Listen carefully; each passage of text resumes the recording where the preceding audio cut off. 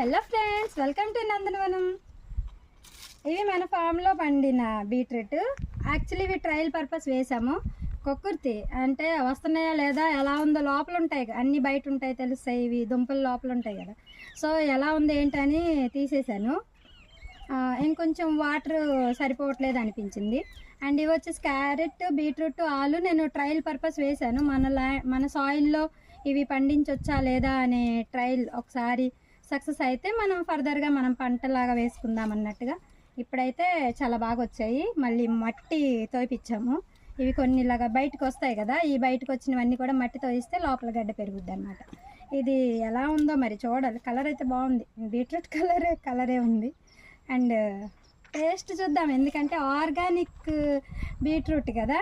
ఇవి ఎలా ఉన్నాయో, మనం ఇప్పటి వరకు తిన్న బీట్రూట్ అంతా బయటదే కదా. సో ఇది ఎలా ఉందో చూద్దాం.